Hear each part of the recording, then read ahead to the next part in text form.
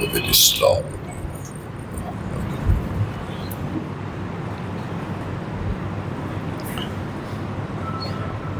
الحمد لله نحمده ونستعينه ونستغفره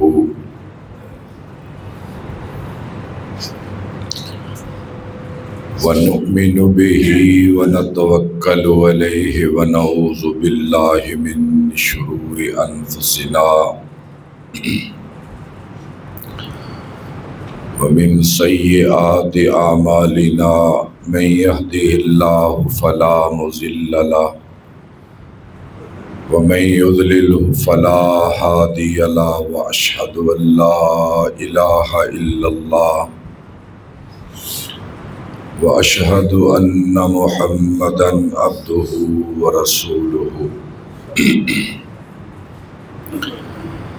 اللهم صل على محمد وعلى آل محمد كما صليت على إبراهيم وعلى آل إبراهيم إنك حميد مجيد. اللهم بارك على محمد وعلى آل محمد كما باركت على إبراهيم وعلى آل إبراهيم إنك حميد مجيد. أما بعد فإن خير الحديث كتاب الله وخير الهدي هدي محمد صلى الله تعالى عليه وآله وسلم وشر الأمور محدثاتها وكل محدثة بدعة وكل بدعة ضلالة وكل ضلالة في النار. رب اشرح لي صدري ويسر لي أمري واحلل عقدة من لساني يفقهوا قولي. صدق الله مولانا العظيم.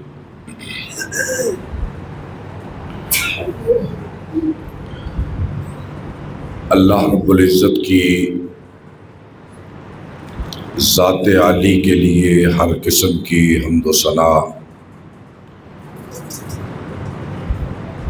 انگنت اور لاتعداد درود و سلام اولین و آخرین کے امام سیدنا جناب محمد رسول اللہ صلی اللہ تعالی علیہ وآلہ وسلم کی مبارک ذات پر.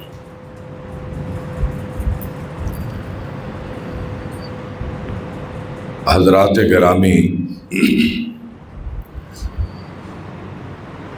اہل بیت نبی کے تذکرے کا وہ سلسلہ جو یکم محرم سے میں نے شروع کیا تھا، آج کے خطبے میں اس کی آخری گفتگو ہے. اگر آپ کو یاد ہو کہ پچھلے جمعے میں نے اپنی بات کو یہاں چھوڑا تھا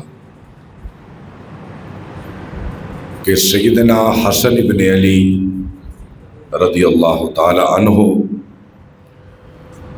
ان کی وفات 50 ہجری میں ہوئی اور انہیں جنت البقیع میں دفن کر دیا گیا. آج کے اس گفتگو میں 50 ہجری سے لے کر 64 ہجری تک یہ 14 سال بنتے ہیں. ان 14 سالہ تاریخ اسلامی کا ایک اجمالی خاکہ میں آپ حضرات کی خدمت میں پیش کروں.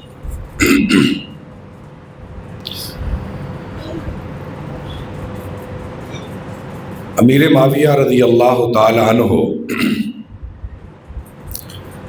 41 ہجری میں خلیفہ بنے اور 60 ہجری میں ان کی وفات ہوئی، تو 19 سال وہ خلیفہ رہے. 60 ہجری میں یزید کو جانشین بنایا اور وہ 64 ہجری میں مر گیا. 3 سال اور کچھ ماہ یزید کا دور ہے اور 19 سال اور کچھ ماہ امیر معاویہ کا دور بطور خلیفہ کے۔ تو آج 50 ہجری سے لے کر 64 ہجری تک، اور اسی میں واقعہ کربلا آ جائے گا، چونکہ واقعہ کربلا 61 ہجری یعنی 60 اور 1 61 ہجری میں 10 محرم کو پیش آیا جدید کے دور میں۔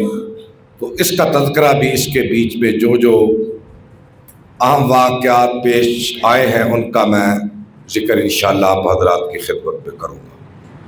میرا کام ہے ایمانداری کے ساتھ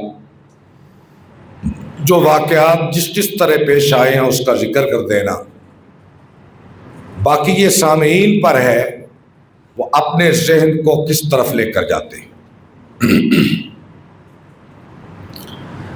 میں اس کا آغاز تھوڑا سا پیچھے سے کروں گا تاکہ بات سمجھ میں آ جائے۔ میں نے آج 10 منٹ خطبہ پہلے شروع اس لیے کیا ہے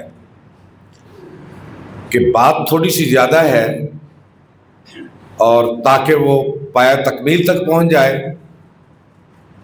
اور دوسری بات اگر اس کی تفصیلی واقعات کو بیان کیا جائے تو اتنے وقت میں ممکن نہیں ہے۔ تو اس طرح میں اشارے کرتا ہوا اپنی منزل کی طرف بڑھوں گا۔ رسول اللہ صلی اللہ علیہ وسلم کی 8ویں پشت میں ایک شخص ہے جس کا نام ہے فہر۔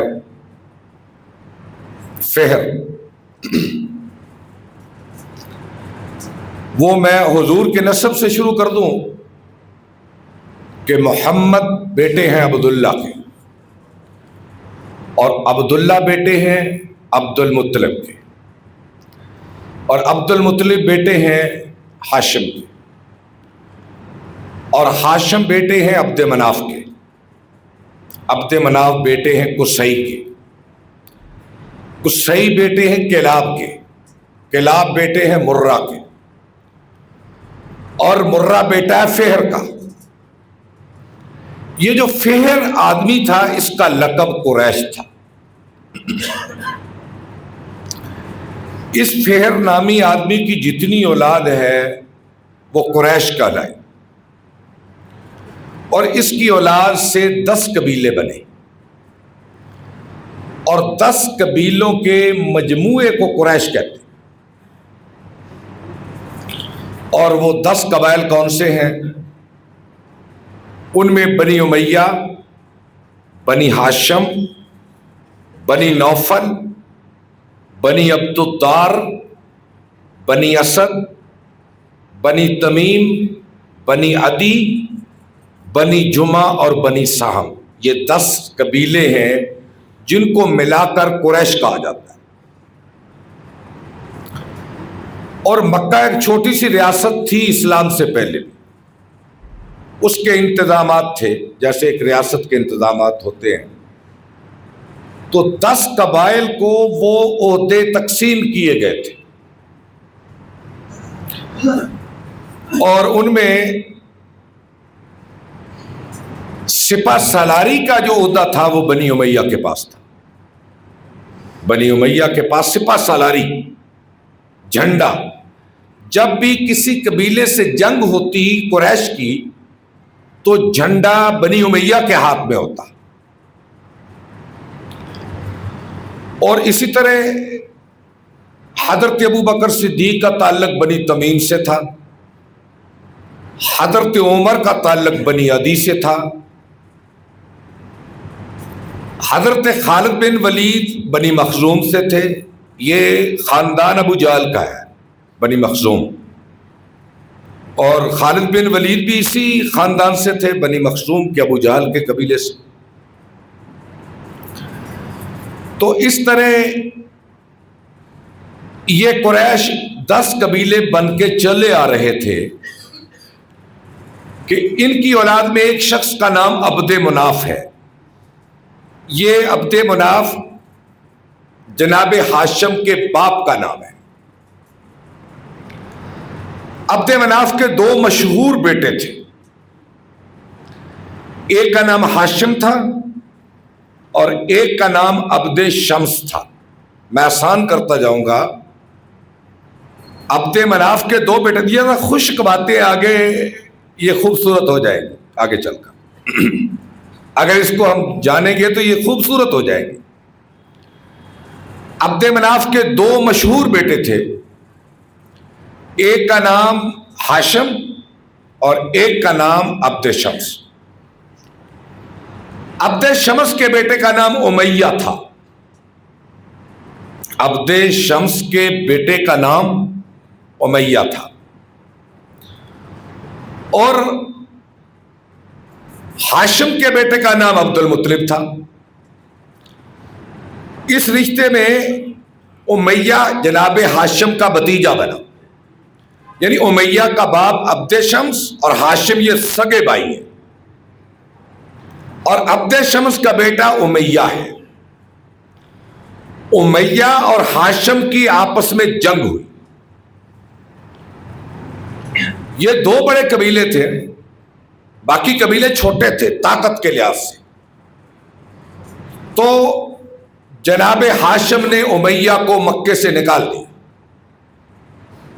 یہ ایک لمبا واقعہ ہے. تو یہاں سے بنی ہاشم اور بنی امیہ کی اولاد کے اندر باہمی رقابت پیدا ہو گئی. سیاسی رقابت تھی. جیسے آج رقابتیں ہیں خاندانوں میں, دیہاتوں میں, گاؤں میں, علاقوں میں. دو بڑے خاندان, ان کے اپنے اپنے مفاد ہوتے ہیں جس کی وجہ سے ان کے درمیان رنجشیں پیدا ہو جاتی ہیں. تو بنی امیہ اور بنی ہاشم کے درمیان اس زمانے سے کچھ رنجشیں پیدا ہو گئی. تو جس کے نتیجے میں امیہ کا ایک بیٹا جس کا بڑا مشہور نام ہے حرب. یہ حرب جناب عبد المطلب کا حریف تھا. لیکن چونکہ جناب عبد المطلب کا مقام بہت بڑا تھا, وہ ابرا کے واقعہ سے ان کا مقام بہت بڑا ہو چکا تھا, لیکن پھر بھی کبھی جنگ ہوتی تو قریش کا جھنڈا حرب کے پاس ہوتا. حرب کون ہے؟ اس کا بیٹا ابو سفیان ہے. حرب کا بیٹا ابو سفیان ہے اور عبد المطلب کے پوتے جناب محمد رسول اللہ ہے. اب حضور کا زمانہ آ گیا. یہ باہمی رقابت چلی آ رہی تھی کہ اللہ نے بنی ہاشم میں نبوت کو اتار دیا. اب بنی امیہ کے بس میں بات نہ رہی, بات آگے نکل گئی. اور پھر رسول اللہ کے مقابلے کے لیے ابو سفیان اترا. اچھا یہ ذہن میں رکھیں, ایک تو چلو رقابت تھی ان میں تھوڑی بہت, لیکن بنی امیہ کی مخالفت کرنا حضور کی یہ ان کے منصب کا تقاضا بھی تھا. مثلاً وہ سپہ سالار تھے اور حضور کے خلاف کوئی بھی جنگ ہوتی اس میں سپہ سالاری انہوں نے ہی کرنی تھی کیونکہ ان کے ہاں یہ طے تھا. آپ دیکھتے ہیں کہ بدر میں ابو سفیان نہیں ہے, سپہ سالار نہیں ہے. اس کی وجہ یہ کہ یہ غیر حاضر تھا. یہ شام کی طرف قافلہ تجارت کے ساتھ گیا تھا. آپ غزوہ بدر کی تاریخ میں یہ پڑھتے ہیں تو اس کی جگہ پہ عتبہ بن ربیعہ, ہندا کا باپ, ابو سفیان کا سسر, جو پہلے حضرت حمزہ کے ہاتھوں سے قتل ہوا تھا, یہ بھی بنی امیہ کا تھا. عتبہ کو سپہ سالاری ملی, ابو سفیان کی عدم موجودگی میں. لیکن آپ دیکھ لیں بدر میں بھی ابو سفیان سپہ سالار ہے کافروں کا, اور خندق میں بھی یہ ابو سفیان ہی ہے سپہ سالار. اور سپہ سالاری ان کے خاندان میں تھی, اس کی وجہ سے انہی کا ٹکراؤ ہو رہا تھا. اور یہی پیش پیش ہمیں تاریخ اسلام کے حضور کے سامنے نظر آتے ہیں. تو خیر یہ بات چلتی آئی اور یہ رسول اکرم صلی اللہ علیہ وسلم خندق سے جب فارغ ہوئے نا تو اس میں ابو سفیان سپہ سالار تھا, وہ بھاگ گئے, کافر اللہ نے مدد اتاری. تو آپ نے اعلان فرمایا بھی ہے میرے صحابہ خوش ہو جاؤ، آج کے بعد کوئی آدمی مکے پہ مدینے پہ چڑھائی کر کے نہیں آئے گا، اس کے بعد ہم بھی دنیا پہ چڑھائی کر کے جائیں گے۔ اب فتح مکہ کا موقع آیا تو بنی امیہ سارے کے سارے مسلمان ہو گئے، اور فتح مکہ کے موقع پر امیر معاویہ کی عمر 25 برس تھی، اور یہ لکھنا پڑھنا بڑا اچھی طرح جانتے تھے، اور یہی وجہ ہے کہ حضور جب فتح مکہ سے فارغ ہو کر آپ مدینہ آئے تو امیر معاویہ بھی حضور کے ساتھ چلا، اور وہاں وحی کی کتابت کے لیے امیر معاویہ کو حضور نے مقرر فرمایا۔ اور آپ صلی اللہ علیہ وسلم اللہ کے نبی تھے، آپ کو تو دنیا کی کوئی چمک متاثر نہیں کر سکتی تھی، اور نہ آپ کی عصبیت تھی۔ آپ نے فتح مکہ کے موقع پر اور حج کے موقع پر فرمایا، لوگوں میں نے جاہلیت کی عصبیت کو اپنے قدموں کے تلے رون دیا ہے، آج کے بعد کوئی ہاشمی نہیں، کوئی اموی نہیں، کوئی مخزومی نہیں، کوئی تمیمی نہیں، کوئی خاندان نہیں ہے۔ ان اکرمکم عند اللہ اتقاکم، اب تم میں سب سے بڑا وہی ہوگا جو اللہ سے ڈرنے والا زیادہ ہو۔ آپ نے عصبیت کا بت توڑ کے رکھ دیا۔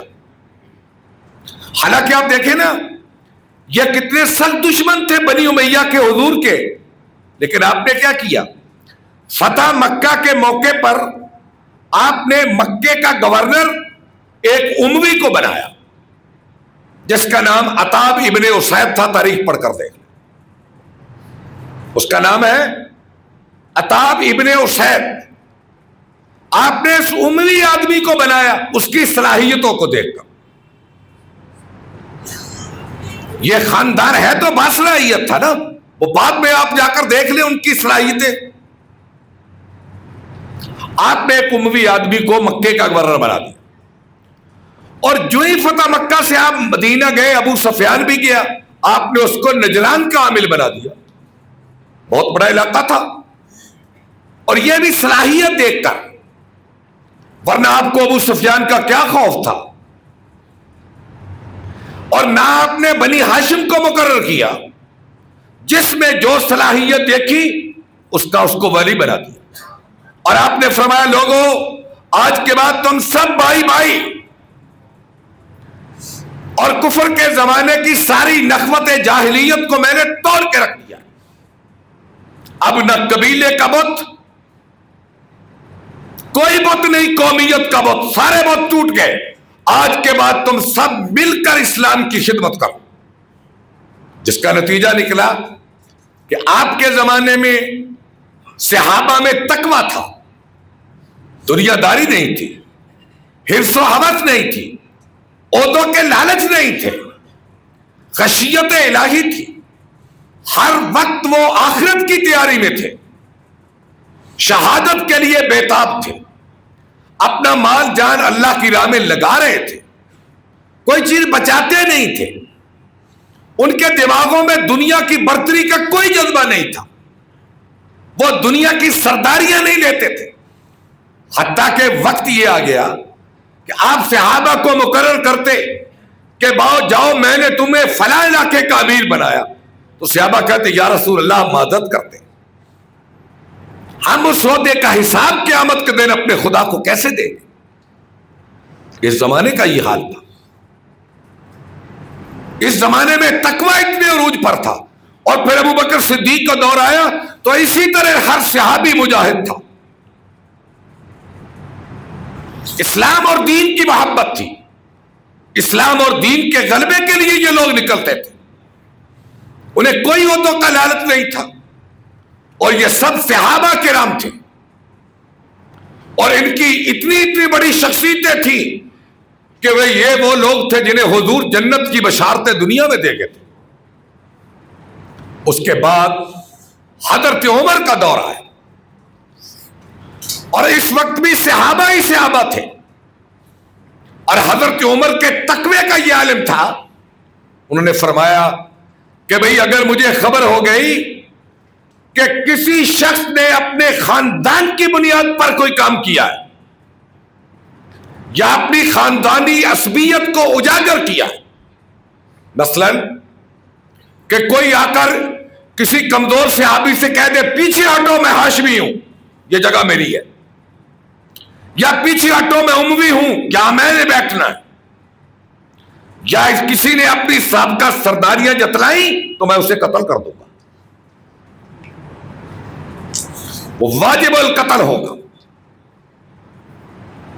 اور یہی وجہ ہے نا کہ ایک ایرانی حضرت عمر کو ملنے آیا تو لوگوں نے کہا کہ سرکاری استبل کے گھوڑوں کو خارش پڑی ہے، وہ اپنے ہاتھ سے انہیں ان کی پشتوں پہ تیل مر رہے ہیں اور کھجوروں کے سائے تلے سوئے ہیں،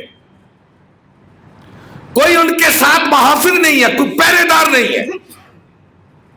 یہ عالم تھا تقوی کا اس زمانے میں کہ امیر المومنین بیت المال کے گھوڑوں کی خارش کا علاج اپنے ہاتھ سے کر رہا ہے اور دوپہر کے وقت اپنے کوڑے کو سرہانہ بنا کر کھجور کے سائے تلے سویا۔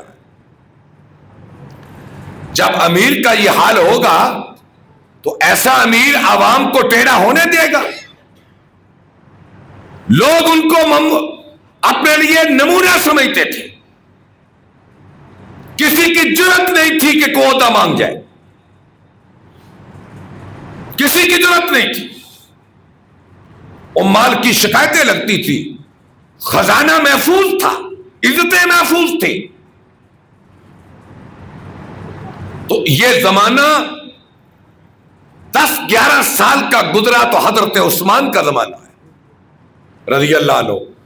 تو ابتدائی دن تو سکون سے گزرے، لیکن جب وہ خلیفہ بنے تو خلیفہ اموی تھے، اب صحابہ دنیا سے اٹھ رہے تھے، صحابہ دنیا سے اٹھ رہے تھے۔ یہ 24-25 ہجری کا زمانہ آ گیا، بلکہ 30 ہجری۔ صحابہ اٹھ رہے تھے، ساتھ ہی تقویٰ جا رہا تھا،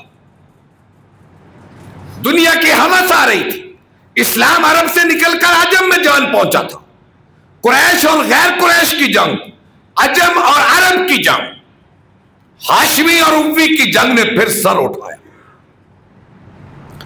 جب حضرت عثمان خلیفہ بنے تو لوگوں کے ذہنوں میں یہ تو آیا ہوگا نا کہ مسند رسول ہاشمی پر ایک اموی چشم و چراغ آن بیٹھا ہے۔ حضرت عثمان اموی تھے نا، اور یہ خلافت کی مسند رسول ہاشمی کی تھی۔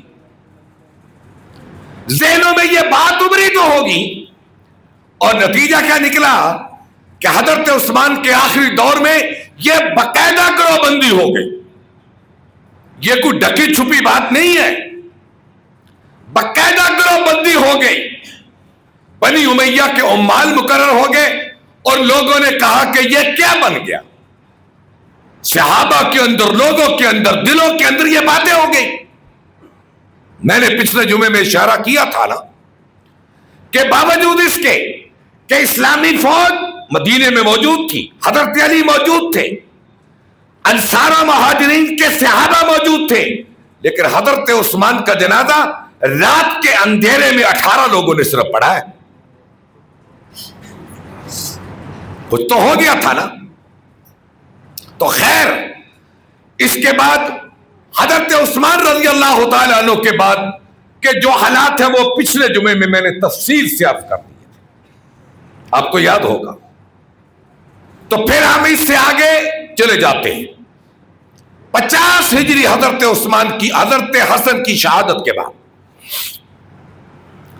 حضرت حسن کی شہادت کے بعد امیر معاویہ رضی اللہ تعالیٰ عنہ چونکہ پہلے 41 ہجری میں خلیفہ بن چکے تھے، پورے بلاد اسلامیہ کے خلیفہ، یہ مصر، عراق، ایران، حجاز، پورا شام، لبنان، اردن، فلسطین، مصر سے آگے سوڈان، الجزائر، لیبیا، طرابلس، تیونس، مراکش کی طرح عقبہ بن نافع چڑھے ہوئے تھے۔ امیر معاویہ کی یہاں خدمات بھی ہیں، اور کیا ہے؟ سب سے پہلے انہوں نے بحری بیڑا تیار کیا۔ رومی، جن کا دارالحکومت قسطنطنیہ تھا، جسے آج استنبول کہتے ہیں ترکی میں، یہ رومیوں کا دارالحکومت سمندر کے اوپر واقع ہے قسطنطنیہ. وہاں سے ان کے بحری بیڑے آتے اور بحر احمر میں چلتے چلتے آگے نکلتے شام کی سرحدوں پہ حملے کرتے. اور مسلمانوں کے پاس بحری بیڑے نہیں تھے. امیر معاویہ نے 500 جہاز بنائے اور باقاعدہ ایک بحری فوج کا الگ محکمہ بنا. جیسے آج ہماری بری بحری اور فضائیہ ہے. ہماری بری فوج تو امیر معاویہ کی تھی لیکن بحری نہیں تھی, وہ بنائی. پھر انہوں نے حملے کیے رومیوں پہ, اور وہ مشہور حملہ سن 44 ہجری میں, 51 میں اور 56 میں 3 حملے کیے. ایک حملے میں جہاں حضرت ابو ایوب انصاری بھی وہاں وفات پا گئے. یہ بھی ایک عنوان ہے. اور یہاں جھگڑا آپ سنتے ہیں کہ آپ نے فرمایا جو پہلا لشکر قسطنطنیہ پہ حملہ کرے گا اللہ نے اسے معاف کر دیا. اس میں عبداللہ بن عمر بھی تھے, عبداللہ بن عباس بھی تھے, ابو ایوب انصاری بھی تھے, جناب ابو دردہ بھی تھے. تو بحری حملے انہوں نے شروع کیے جس کے نتیجے میں روم دبک کر قسطنطنیہ کے اندر بیٹھ گیا. اور امیر معاویہ نے بہت سارے جزائر کو فتح کرتے ہوئے آگے نکل گئے اور انہوں نے اسلامی حکومت کو مضبوط کیا. اور بہت سارے ان کے اس کے علاوہ کارنامے ہیں. اور انہوں نے چونکہ وہ سیاست کا ایک جواب تھا عرب کا, مغیرہ بن شعبہ, عمر بن عاص اور زیاد بن ابی سفیان, زیاد جس کا بیٹا عبید اللہ ہے, ابن زیاد جس سے کہتے ہیں, ابن سمیہ بھی کہتے ہیں, ابن مرجانہ بھی کہتے ہیں, جس نے واقعہ کربلا کا جو ذمہ دار ٹھہرا.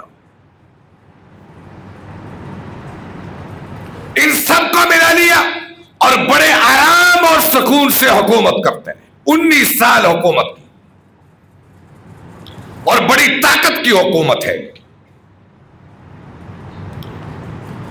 آخرکار جب عمر 77 برس ہوئی, 70 اور 77 بیمار پڑے, مغیرہ بن شعبہ نے مشورہ دیا کہ آپ بیٹے یزید کو جانشین مقرر کر دیں, کیونکہ اگر آپ نے جانشین کو مقرر نہ کیا تو آپ کے بعد خلافت کے عنوان پر تلواریں مسلمانوں کی پھر میدان میں آ جائیں. تو یہ لمبے واقعات ہیں. آخر کار کیا ہوا کہ سن 60 ہجری میں اپنی وفات سے پہلے یزید کو ولی عہد مقرر کر دیا گیا. کوفے میں مغیرہ ابن شعبہ اور زیاد ابن ابی سفیان نے اپنے ذمے لیا یزید کی بیعت. لیکن امیر معاویہ نے کہا کہ سب سے مشکل بیعت یہ مکے اور مدینے والوں کی ہے. اچھا, اب 3 گروہ بن چکے تھے امیر معاویہ کے زمانے میں. 3 گروہ. ایک بنی امیہ کا گروہ جس کے حامی شام میں تھے اور تھوڑے تھوڑے عراق میں بھی تھے اور تھوڑے تھوڑے حجاز میں بھی تھے. اور ایک گروہ بنی ہاشم کا یا شیعان علی کا کہہ لو, اور ایک گروہ خارجیوں کا. اور خارجی کہتے تھے کہ یہ دونوں کافر ہیں. تو امیر معاویہ نے خارجیوں کو تو دبا کے قتل کر دیا, لیکن جو شیعان علی تھے وہ امیر معاویہ کی طاقت سے, گرفت سے ڈرے ہوئے, دبکے ہوئے تھے, ختم نہیں ہوئے تھے. اگرچہ جنگ صفین کے بعد فیصلے امیر معاویہ کے حق میں ہوتے چلے گئے, لیکن شیعان علی دبے ہوئے تھے. بصرے کے اندر, کوفے کے اندر, ایران کے اندر اور پورے حجاز کے اندر محبان اہل بیت موجود تھے. اور وہ خفیہ حضرت حسین سے رابطے میں رہتے تھے اور جناب مدینہ منورہ میں تھے. امیر معاویہ کا خط آیا مدینے کے گورنر کے نام کہ یزید کے لیے بیعت لو. کس سے؟ 4 صحابہ سے بالخصوص، عبداللہ بن عمر سے، محمد بن ابی بکر سے، عبداللہ بن زبیر سے، اور حسین ابن علی سے۔ یہ سرکردہ صحابہ کی اولاد تھی، ان سے بیعت لو، بلایا ان چاروں کو۔ ابن زبیر تو نہ آئے، وہ راتوں رات نکل کر مدینہ سے مکہ پہنچ گئے۔ حضرت حسین آئے، کہنے لگے بھائی میں چھپ کے بیعت نہیں کروں گا، جب سب لوگ بیعت کریں گے تو میں بھی دیکھوں گا۔ وہ بھی چلے گئے، وہ بھی راتوں رات نکلے اور مدینہ سے مکے۔ محمد بن ابی بکر کے بھائی عبد الرحمن بن ابی بکر نے کہا کہ میں بیعت نہیں کروں گا۔ خیر آخرکار نتیجہ نکلا کہ یہ لکھ کر امیر معاویہ کو بھیج دیا۔ یہ دونوں بزرگ مکہ میں پہنچے، عبداللہ بن زبیر مکے میں ٹھہرے، اور حضرت حسین ابن علی کو اہل عراق نے بلا لیا۔ میں نے جیسے عرض کیا ہے نا کہ عراق کے اندر شیعان علی دبکے ہوئے تھے، امیر معاویہ کی سخت گیر طاقتوں سے ڈرے ہوئے تھے۔ جو ہی وفات پائی، یزید بنا، تو انہوں نے بلا لیا۔ عبداللہ بن زبیر مکے میں ٹھہرے اور امام حسین نے کربلا کی طرف، کوفے کی طرف آپ روانہ ہو گئے۔ یہ لمبے واقعات پتہ نہیں لوگ کہاں سے پڑھ لیتے ہیں۔ آپ چلے، آپ نے مسلم ابن عقیل کو، عقیل کے بیٹے مسلم کو، اپنے چچا زاد بھائی کو سفیر امن بنایا۔ وہ گئے، 18,000 لوگوں نے ان کے ہاتھ پہ بیعت کی، انہوں نے لکھ دیا امام صاحب چلے آؤ، وہ چلے۔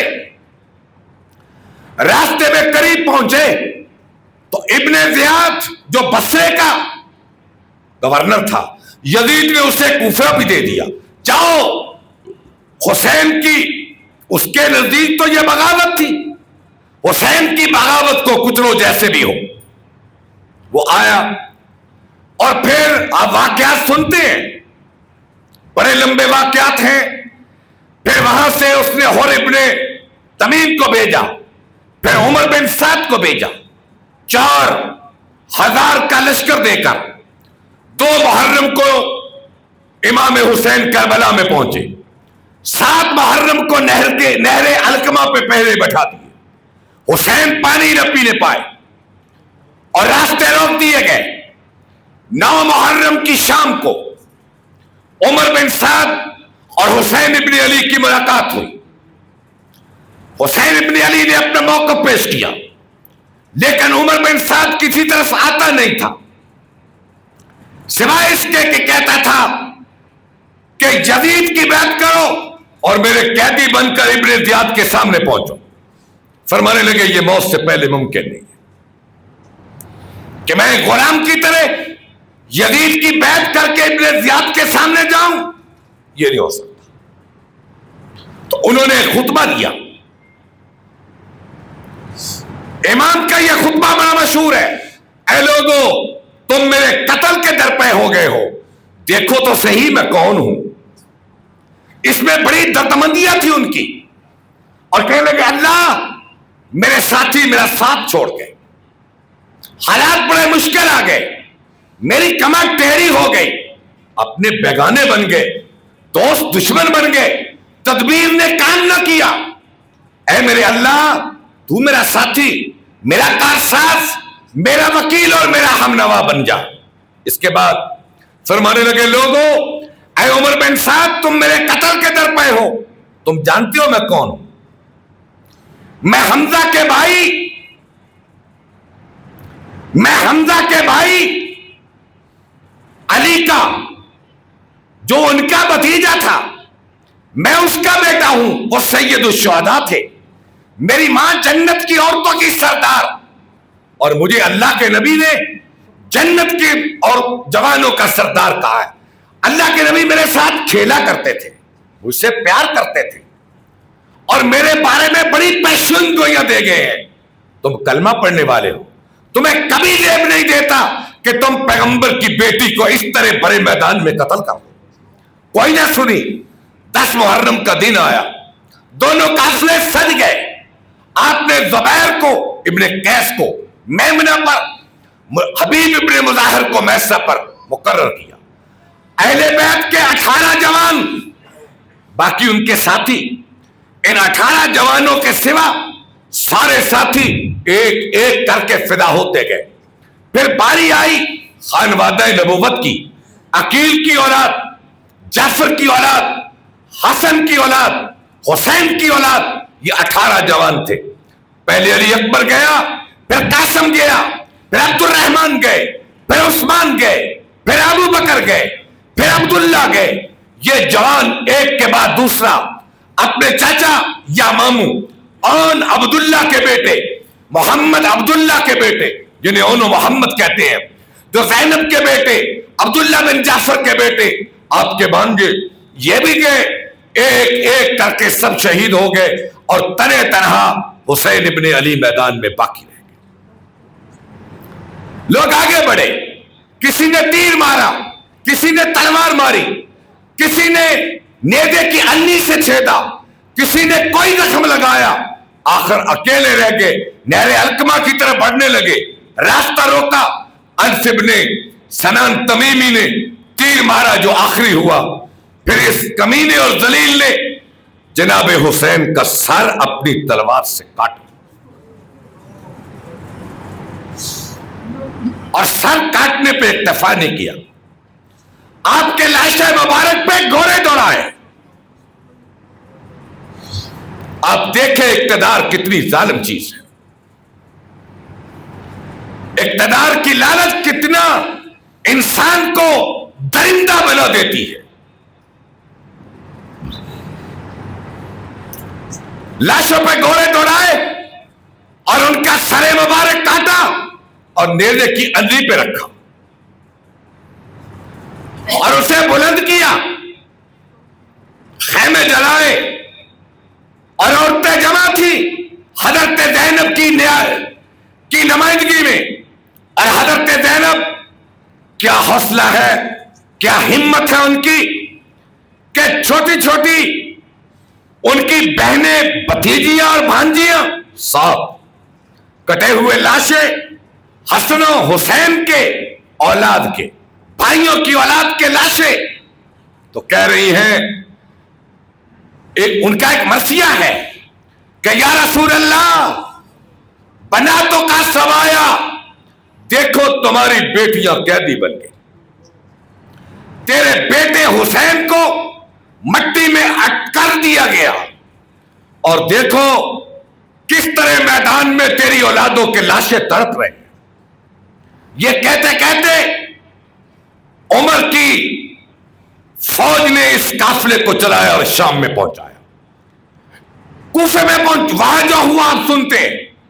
پھر قافلہ دمشق میں پہنچا، وہاں سے مدینے آیا. جب یہ قافلہ لٹا پٹا مدینے آیا تو اہل مدینہ خاندان نبوت سے جو محبت کرتے تھے اس کی مثال نہیں دی جا سکتی. اہل مدینہ پہ یہ بات بڑی گراں گزری،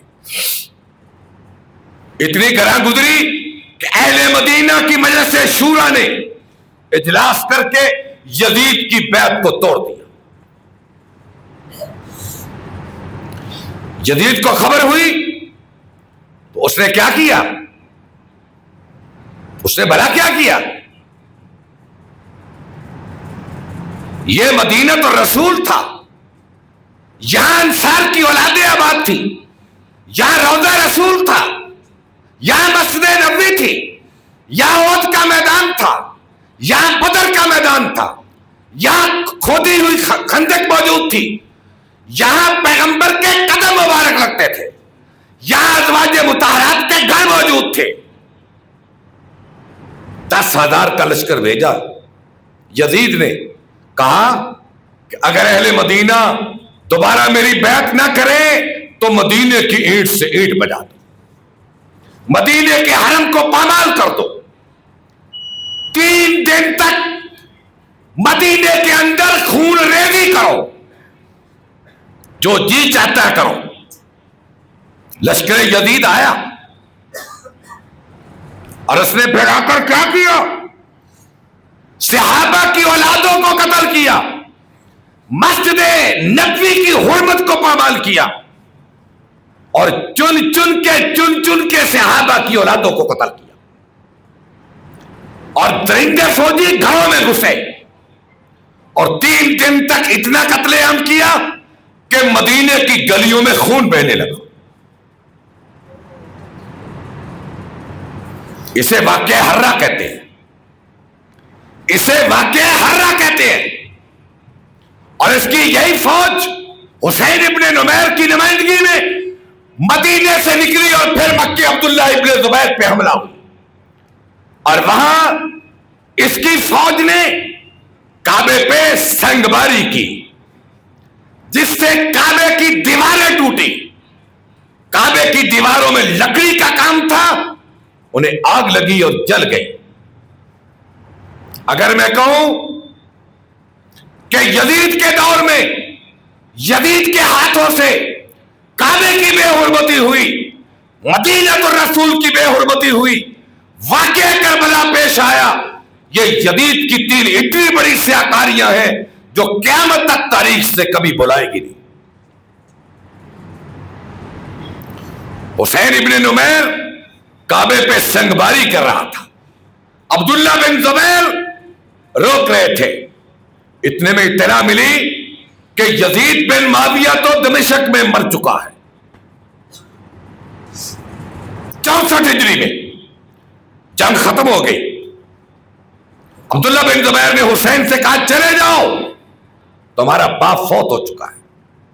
یہاں پر عبداللہ بن زبیر کو حسین ابن نمیر نے کہا کہ اے عبداللہ، اب بنی امیہ میں اتنی سخت نہیں کہ وہ خلافت کے منصب کو سنبھال سکے، وہ بکھر گئے ہیں، ان کی طاقت ٹوٹ چکی ہے۔